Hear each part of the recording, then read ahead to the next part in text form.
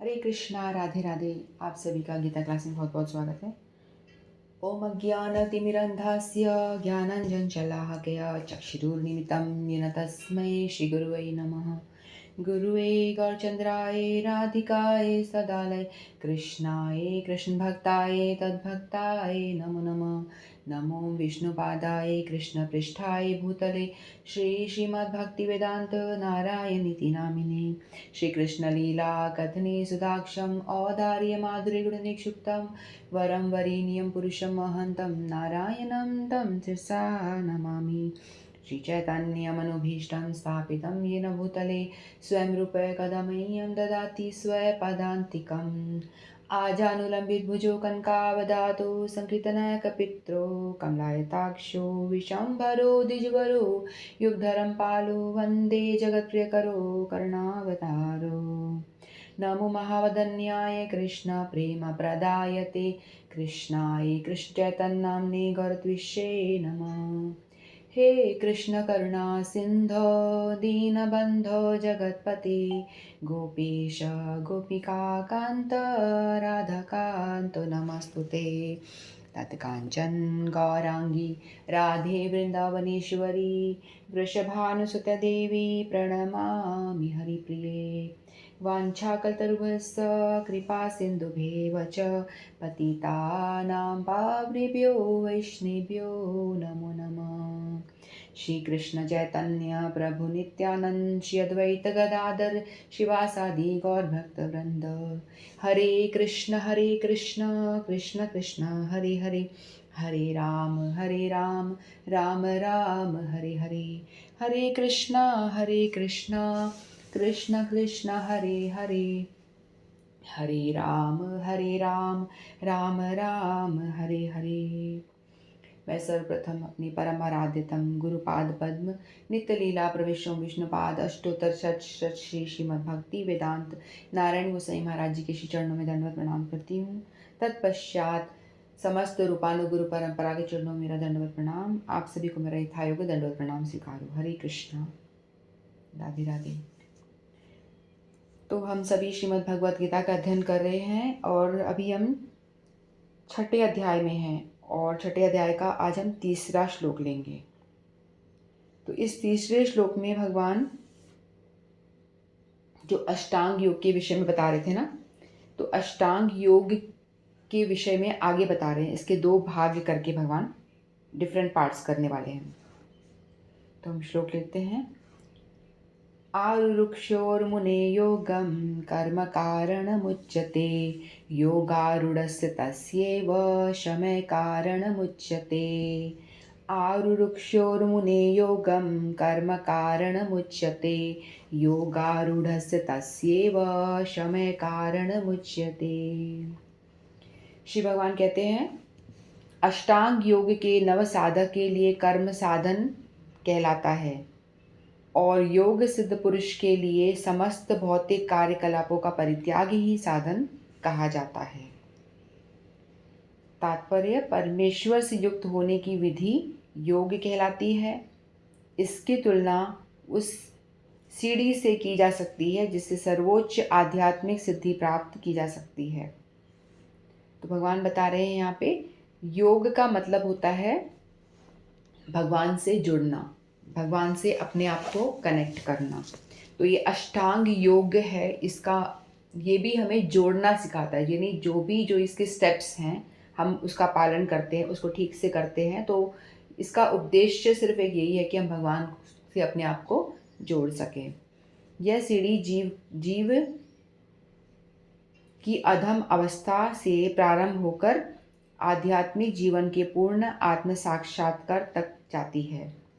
विभिन्न चढ़ावों के अनुसार सीढ़ी के विभिन्न भाग भिन्न भिन्न नामों से जाने जाते हैं, किंतु कुल मिलाकर यह पूरी सीढ़ी योग कहलाती है और इसे 3 भागों में विभाजित किया जा सकता है।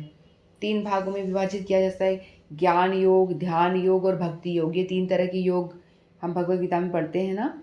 तो ध्यान योग का ये अष्टांग योग जो है ध्यान योग के अंतर्गत आता है, क्योंकि ये चैप्टर का नाम ही ध्यान योग है। तो इसमें जो अष्टांग ये 8 योग का पालन किया जाता है। तो उसमें ये एक तरह से सीढ़ी है, जैसे योगा भगवान तक पहुंचने की एक सीढ़ी है, लैडर की तरह है। तो जो अष्टांग योग के जो हम 8 अंग है ना, यम, नियम, आसन, प्राणायाम, प्रत्याहार, धारणा, ध्यान और समाधि, ये इसके 8 अंग हैं ध्यान योग के, अष्टांग योग के। तो इसमें से जो 5 स्टार्टिंग वाले अंग हैं, ये भगवान कहते हैं आरुरुक्षो। आरुरुक्षो, आरुरुक्षो, यानी जो व्यक्ति न्यूफाइड है, यानी जो नया नया भक्ति में घुसा है, जो इस योग में नया नया घुसा हुआ है, उसके लिए पहले 5 हैं। फिर पीछे के जो 3 हैं, धारणा, ध्यान और समाधि, ये पीछे के 3 हैं। जो शुरू शुरू में जो अष्टांग योग का पालन करने के लिए व्यक्ति प्रयास करता है, शुरुआत करता है, तो पहले उसको डूज एंड डोंट्स पे ध्यान देना होता है। यम नियम, क्या करने योग बातें हैं, क्या करने योग नहीं है। फिर वो आसन, आसन जो होता है ना, जो हम सभी जानते हैं, डिफरेंट पॉस्चर्स जो होते हैं बॉडी के, जो डिफरेंट आसन हम करते हैं, वो आसन है। पहले डूज एंड डोंट्स, उस पर ध्यान देना होता है, क्या करना है क्या नहीं करना। उसके बाद आसन, फिर उसके बाद प्राणायाम। प्राणायाम जो सांसों की क्रिया होती है ना, जिसको हम सांसों को रोकते हैं, अंदर बाहर करते हैं, लंबी सांस, श्वास लो, उनको छोड़ो, ये स्टेप्स हैं। तो ये तीसरा चौथा हुआ। उसके बाद प्रत्याहार। प्रत्याहार के बारे में हमने बात करी थी ना, कि अपने सारी इंद्रियों को हम जो आहार देना है वो शुद्ध आहार हो, है ना। इंद्रियों को हम जो आहार दे रहे हैं, आँखों से क्या देखना है, कानों से क्या सुनना है, उसके बारे में बताया गया, उसको संयमित करना है। तो ये जो 5 स्टेज बताई हैं, ये आरुरुक्षों के लिए है। आरुरुक्षो यानी जो नया नया साधक है, उसके लिए बोला गया है, जो नया साधक है, बिल्कुल अभी नया नया है। तो वो ये सारी बातों का 5 जो स्टेप हैं, ये सीढ़ी जो अष्टांग योग के 5 स्टेप्स हैं, जिसमें कि धीरे धीरे वो चढ़ करके आगे बढ़ता है, यम नियम का पालन करता है, फिर वो आगे पालन करता है यम नियम, आसन, प्राणायाम, प्रत्याहार। तो ये 5 नया जो साधक है उसके लिए आरुरुक्षो। उसको क्या है, अपने कर्म को त्यागना नहीं है, अपने कर्म को करते हुए ये इन विधि का पालन करे, वो कर्म को त्यागे नहीं, उसके लिए कर्म त्यागना ठीक नहीं है। फिर किंतु कुल मिलाकर यह पूरी सीढ़ी योग कहलाती है, और इसे 3 भागों में विभाजित किया जाता है, ज्ञान योग, ध्यान योग, भक्ति योग। सीढ़ी के प्रारंभिक भाग को योगा रुक्षु अवस्था, यानी बिगनर, इनिशियल जो होते हैं ना उनके अवस्था, और अंतिम भाग को योगा रूढ़ कहा जाता है। जो ये सीढ़ी की तरह मान लीजिए, जो स्टेप्स हैं भक्ति में प्रोग्रेस करने के लिए 8 स्टेप्स बताए हैं। इनमें से फर्स्ट 5 जो है रोगा रुरुक्षु के लिए है, जो बिगनर है, जो नया नया घुसा है भक्ति में। और जो पीछे के 3 हैं, पीछे के 3 धारणा, ध्यान और समाधि, ये है जो भक्ति में थोड़ा स्थित हो चुका है, जो आगे बढ़ चुका है थोड़ा, तो उसके लिए वो उसको कहते हैं योगारूढ़। जो भक्ति में थोड़ा आगे बढ़ चुका है उसको बोलेंगे योगारूढ़, और बिगिनर को बोलेंगे योगा रुरुक्षु। ठीक है, ये भगवान ने ये अष्टांग योग के 2 भागों में विभाजित किया है। बिगिनर के 5 बताए हैं, और जो 3 स्टेप्स हैं पीछे वाले इस लेडर के, योगा लेडर के, इसमें उसको योगा रूढ़ कहा गया है।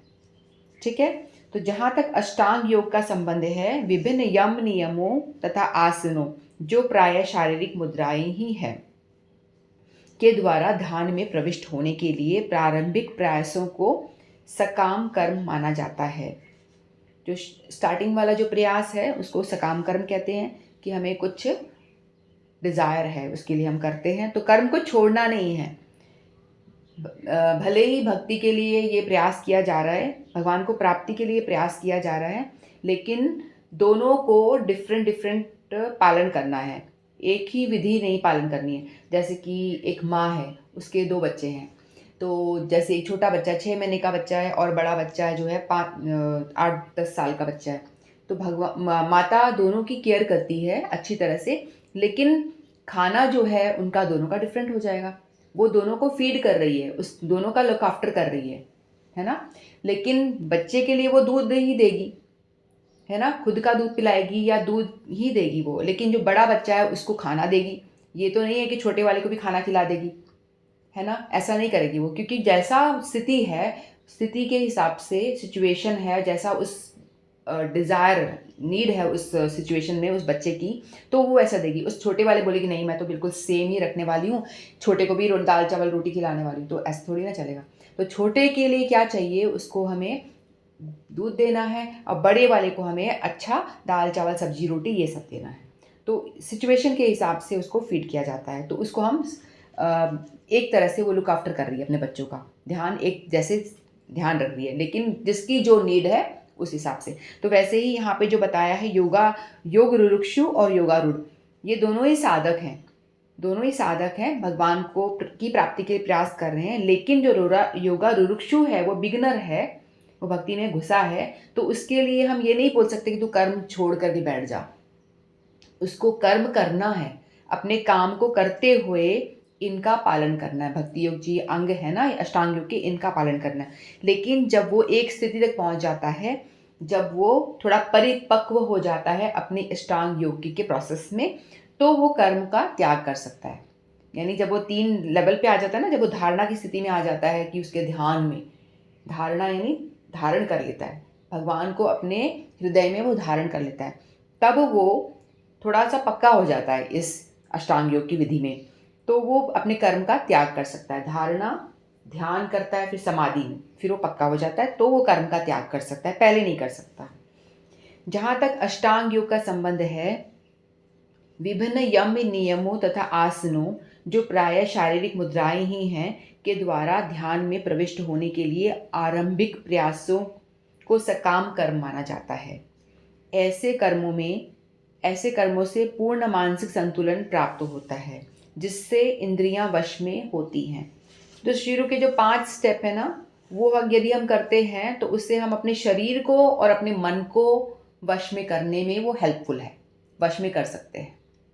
ये जो 5 स्टार्टिंग वाले करेंगे, यम नियम आसन प्राणायाम प्रत्याहार, इनका पालन करते करते व्यक्ति की बॉडी स्टेबल हो जाती है, और व्यक्ति का जो माइंड है वो भी स्टेबल हो जाता है, संतुलित हो जाता है। मन और बुद्धि और शरीर तीनों संतुलित हो जाते हैं।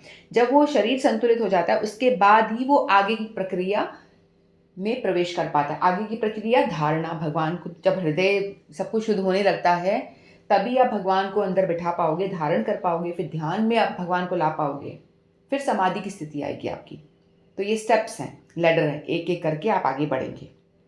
तो 3 जो है वो थोड़ा सा पक्का साधक है, और आगे वाले जो बिल्कुल बिगनर नया नया जो साधक है उसकी बात हो रही है। ऐसे कर्मों से पूर्ण मानसिक संतुलन प्राप्त होता है, जिससे इंद्रियां वश में होती हैं। जब मनुष्य पूर्ण ध्यान में सिद्ध हस्त हो जाता है, तो विचलित करने वाले समस्त मानसिक कार्य बंद हुए माने जाते हैं। तो उसको जब वो इस 5 स्टेप तक आगे पहुंच जाता है, तो उसको चीज़ें है ना विचलित कम कर पाती हैं, आसानी से वो विचलित नहीं हो पाता है, अपने ध्यान में ठीक से बैठ पाता है। तो वो जब उसका ध्यान लगने लगता है, तो वो अपने कर्म का त्याग कर सकता है। लेकिन बिगनर जो है वो कर्म का त्याग ना करे, वो काम करते हुए ये 5 जो अंग हैं उनको, अष्टांग अंग को पालन करे। लेकिन जब उसको 3 लास्ट में पहुंचता है, धारणा ध्यान और समाधि तक पहुंचता है, तब वो अपने कर्म का परित्याग कर सकता है, ये बताया। किंतु कृष्ण भावना भावित व्यक्ति प्रारंभ से ही ध्यानावस्थित रहता है, क्योंकि वह निरंतर कृष्ण का चिंतन करता है। इस प्रकार कृष्ण की सेवा में सतत व्यस्त रहने के कारण उसके सारे भौतिक कार्यकलाप बंद हुए माने जाते हैं। तो यहाँ पे एक तरह से कंपैरिजन समझ लीजिए, जो अष्टांग योगी है वो बड़ी कठिन तपस्या कर रहा है ना, अपनी बॉडी को तपा रहा है, बॉडी को ऊपर नीचे कर रहा है, कुछ कुछ कर रहा है ना, सांसों को अंदर बाहर कर रहा है, यानी एक विधि में लगा हुआ है, कुछ प्रोसेस कर रहा है, जो कि मुश्किल है। तो भगवान यहाँ बीच बीच में साथ साथ में बताते जाते हैं कि जो भक्ति योगी है, यानी कृष्ण भावना मृत वाली जो बात है, यानी जो भक्त है उसके लिए है, वो भी ये सारे चीज प्राप्त कर लेता है, अनायासी प्राप्त कर लेता है। जो समाधि का स्थल, जो समाधि के लेवल तक जब वो आता है ना अष्टांग योगी, उसको टाइम लगता है। लेकिन जो कृष्ण भावना व्रत में जो कार्य कर रहा है वो व्यक्ति, यानी शुरुआत में मान लो एक घर है जिसमें कि कृष्ण भावना व्रत की फॉलो करते, भक्ति योग का पालन किया जाता है। व्यक्ति प्रसाद ही खाता है, भगवान को भोग ही लगाकर ही खुद पाता है। तो उसमें जो छोटा सा एक बच्चा है, उस परिवार का बालक, छोटा बालक जो है, वो भी समाधि में ही समझो वो भक्ति योग का पालन शुरू से करना शुरू कर देता है, क्योंकि वो प्रसाद खा रहा है ना। वो शुरू से ही प्रसाद खा रहा है, क्योंकि घर में प्रसाद खाने का प्रचलन है, तो बच्चा भी वही खाएगा ना, बच्चा भी प्रसाद ही खाएगा। तो वो शुरू से ही समाधि उनकी स्टार्ट हो जाती है, स्थित हो जाता है।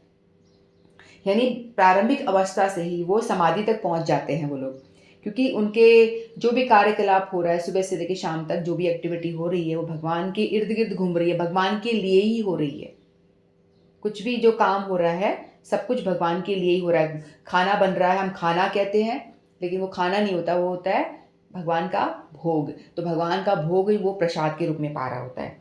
और जो भी एक्टिविटी करता है, बाजार जाना, बाजार से आना, नौकरी करना, सोना, इवन सोना भी, आप बोलोगे सोना कैसे? आप सोओगे तो फ्रेश हो जाओगे, फ्रेश होगे तो आपका भाव ये रहेगा कि मैं इसलिए सो रहा हूँ क्योंकि मैं फ्रेश हो जाऊँ और हो करके भगवान की सेवा में मेरा मन लगे, है ना। तो जो भी आप अपनी इंद्रियों से काम कर रहे हो, ज्ञानेंद्रियों से, कर्मेंद्रियों से जो भी आप कर्म कर रहे हो, सभी भगवान के लिए कर रहे हो। तो इन शॉर्ट, आप पूरी बॉडी, आपकी पूरा शरीर और आपका मन, बुद्धि, सब कुछ भगवान में लगा हुआ है। तो अष्टांग योगी भी तो यही कर रहा है ना, अपनी बॉडी को कंट्रोल कर रहा है साधनों के द्वारा, विभिन्न आसनों के द्वारा अपने आप को, इंद्रियों को कंट्रोल कर रहा है, ये सब करने का प्रयास कर रहा है। लेकिन जो भक्ति योग में लगा हुआ है, उसका बड़ा आसानी से स्वतः ही वो इस योग में स्थित हो जाता है। उसको अलग से समाधि लेने की कोई आवश्यकता नहीं है। वो टोटल समाधि में कर्म करते हुए, वो अपने सारे काम करते हुए, नौकरी करते हुए, जॉब करते हुए, जो भी उसकी स्थिति है, जो भी जिस स्थिति में भी वो है, वो सब कुछ करते हुए भी वो एक समाधि में ही रहता है। समाधि में ही रहता है, क्योंकि लगता तो है कि वो घर सांसारिक कर्म कर रहा है, जॉब पे जा रहा है, घर पे आके जो लेडी है वो घर का काम कर रही है, बच्चों की सेवा कर रही है, घर के लोगों की सेवा कर रही है, सब कुछ कर रही है। लेकिन उनका जो भाव है वो ये है कि जो मेरे घर के जन हैं, वो सारे भगवान के ही सेवक हैं। उनका भाव ये हो जाता है एक भक्ति योगी का, कि जितने भी भगवान के, मेरे घर में जो परिवार में जितने भी लोग हैं, मेरे माता पिता, मेरे बच्चे, मेरा पति, ये वो जो भी है, तो सारे भगवान के ही तो भक्त हैं। तो मैं इन भक्तों की सेवा कर रही हूँ। मैं ऐसा पर्टिकुलर किसी व्यक्ति की नहीं कर रही, मैं इन भक्तों की सेवा कर रही हूँ। तो भक्तों की सेवा करने माध्यम आपका सोच से आप भगवान से कनेक्टेड हो, कि भगवान के भक्तों की सेवा हो रही है, भगवान के लिए भोग बन रहा है, भगवान का ये जो घर साफ कर रही हूँ, मंदिर की सफाई हो रही है, क्योंकि ये घर मेरा तो है नहीं, ये मंदिर है भगवान का। क्योंकि वो अपने आप अपना तो कुछ समझता ही नहीं है, जो भक्ति योग में लगा हुआ है सब कुछ भगवान का ही मानता है, भगवान के लिए ही कर्म करता है। जैसे अकर्म की बात हमने की थी ना, इस तरह से जो भक्ति है, भक्ति योग में लगा है, भक्त हमेशा अकर्म ही करता है, सब कुछ भगवान के लिए करता है। तो उसको बिना कोई विशेष प्रयास करे ही ऑलरेडी समाधि में स्थित रहता है, क्योंकि उसके मस्तिष्क में हमेशा भगवान ही घूमते रहता है, भगवान के विषय में वो चिंतन करता है। ठीक है, तो समझ में आया। नेक्स्ट श्लोक लेते हैं। यदा हीनेन्द्रियार्थेषु न कर्मस्त अनुष्ठयते सर्वसंकल्पसन्न्यासी योगारूढस्तदोच्यते। यदा हीनेन्द्रियार्थेषु न कर्मस्व अनुष्ठते सर्वसंकल्पसन्न्यासी योगारूढस्तदोच्यते। तो भगवान यहाँ बताते हैं, जब कोई पुरुष समस्त भौतिक इच्छाओं का त्याग करके न तो इंद्रिय तृप्ति के लिए कार्य करता है और न सकाम कर्मों में प्रवृत्त होता है, तो वह योगारूढ़ कहलाता है। योगारूढ़ की स्थिति, भगवान योगारूढ़ के बारे में और आगे डिस्क्राइब कर रहे हैं कि योगारूढ़ जो व्यक्ति, जो अष्टांग योग का पालन करते करते जो 3 लेवल तक आ जाता है, लास्ट वाले धारणा, ध्यान और समाधि तक पहुंचता है, तो उसकी स्थिति क्या होती है भगवान यहाँ बता रहे हैं। तो वो 3 कामनाओं का त्याग करता है। 3 जो उसमें जो चेंजेस आते हैं, पहला क्या है, इंद्रिय तृप्ति को त्याग देता है, उसकी कोई भोग की इच्छा नहीं रह जाती। दूसरा, सकाम कर्मों यानी डिजायर, जिस किसी काम का करने से कोई हमको कुछ चाहिए, इच्छा पूरी करने के लिए कोई कर्म करना, सत्काम वो होता है। फिर तीसरा, योगारूढ़, अपने आप को योगारूढ़ हो जाता है, वो कार्य भी नहीं करता है कुछ भी। जब मनुष्य भगवान के दिव्य प्रेमा भक्ति में पूरी तरह लगा रहता है तो वह अपने आप ही प्रसन्न रहता है और इस तरह वह इंद्रिय तृप्ति या सकाम कर्म में प्रवृत्त नहीं होता। अन्यथा इंद्रिय तृप्ति में लगना ही पड़ता है, क्योंकि कर्म कर्म किए बिना कोई रह नहीं सकता। बिना कृष्ण भावनामत के मनुष्य सदैव स्वार्थ में तत्पर रहता है, किंतु कृष्ण भावना भावित व्यक्ति कृष्ण के प्रसन्नता के लिए सब कुछ करता है। फलतः वह इंद्रिय तृप्ति की पूरी तरह विरक्त रहता है, जिससे वह अनुभूति प्राप्त नहीं होती। उसे चाहिए कि भौतिक इच्छाओं से बचे रहने का यंत्रवत प्रयास ना करें, तभी वह योग की सीढ़ी के ऊपर पहुंच सकता है।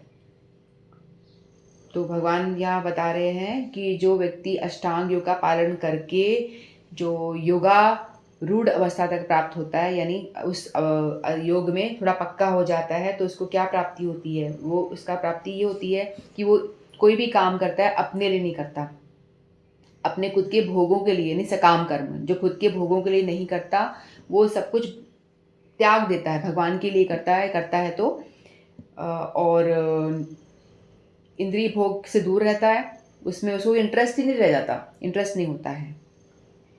और भगवान बताते हैं कि यदि आप इंद्रियों को भगवान की सेवा में नहीं लगाओगे तो इंद्रियां खुद की सेवा में लग जाएंगी, क्योंकि इंद्रियों को तो जो घोड़े हैं उन्हें आपको कोई रास्ता बताना है कि भाई यहाँ दौड़ो, इस रास्ते दौड़ो। यदि आप कोई ठीक रास्ते पे नहीं दौड़ाओगे उसको, तो वो तो किसी भी डायरेक्शन में इधर उधर कहीं भी भागना शुरू कर देंगे। तो इसीलिए इंद्रियों को प्रॉपर, जो घोड़ा को चलाता है ना, उसको ठीक से उसकी लगाम को कस के रखना पड़ता है घुड़सवार को, तभी जो घोड़ा है सही दिशा में दौड़ता है। तो उसी तरह से हम अपनी इंद्रियों को सही दिशाओं में नहीं दौड़ाएंगे तो वो इधर उधर कहीं भी दौड़ना शुरू कर देगा। और यंत्रवत प्रयास ना करें, भगवान कह रहे हैं कि जिसकी ये स्थिति अभी तक आई नहीं है, अच्छी तरह से समाधि में स्थित नहीं हुआ है और वो अपने कर्मों को त्याग देता है ये बोल के कि मुझे मेरी कोई इच्छा पूरी नहीं हो रही है तो चलो छोड़ो काम धाम और मैं तो बन जाता हूँ साधु। तो इस तरह से वो अपने आप को आर्टिफिशियली अपने को कंट्रोल करना चाह रहा है कि मुझे तो लेना देना नहीं है, इंद्रियों से कुछ मतलब नहीं है, और अपने आप को आर्टिफिशियली कंट्रोल करने की कोशिश करेगा तो भगवान कहते हैं कि वो ठीक नहीं है, वो गिर ही जाएगा, क्योंकि आर्टिफिशियली हो रहा है ये सब। जो आपका जो वैराग्य जो आता है वो नेचुरली आना चाहिए, आर्टिफिशियली नहीं आना चाहिए। अब नेचुरली कैसे आएगा?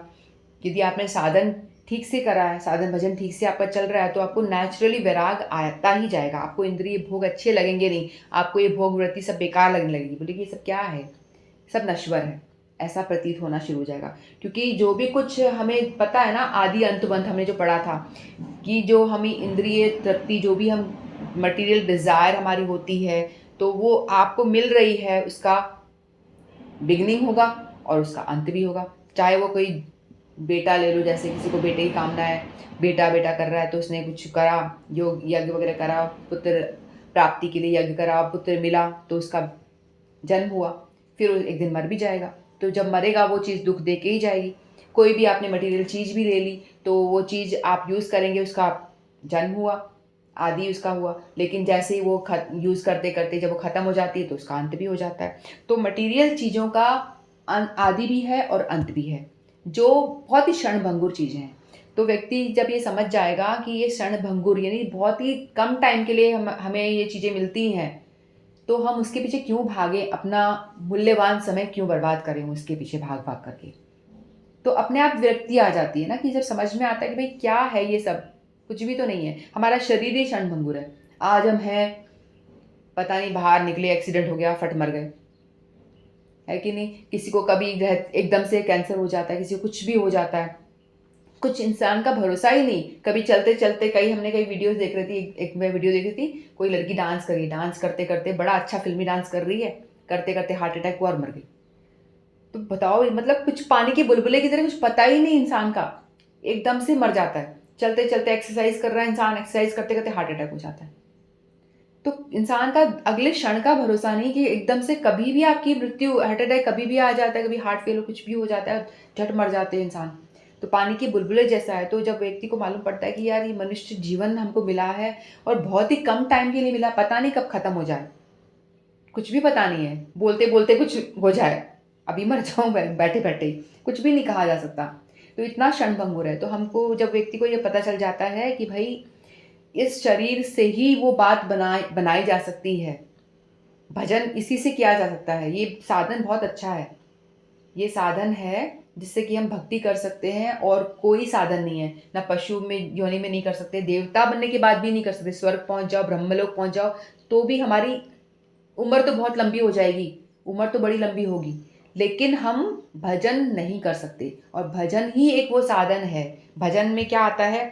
नाम जप करना, भागवत पढ़ना, गीता पढ़ना, कीर्तन गाना, सुनना, सुनाना, श्रवण कीर्तन दोनों। अब मैं बोल रही हूँ, आप भी बहुत बड़ा काम कर रहे हो, आप भी मेरे जितना लेवल, हम दोनों एक ही लेवल में हैं।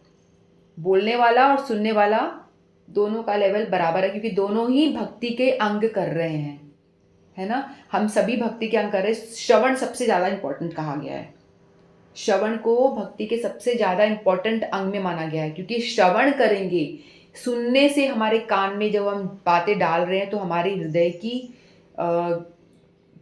चेंज हम तभी कर पाते हैं, है ना। जब हम किसी बारे में सुनेंगे, जैसे कृष्ण ने, रुक्मणी जी है, रुक्मणी जी ने कृष्ण से विवाह किया, तो उनको कृष्ण से प्रीति कैसे हुई?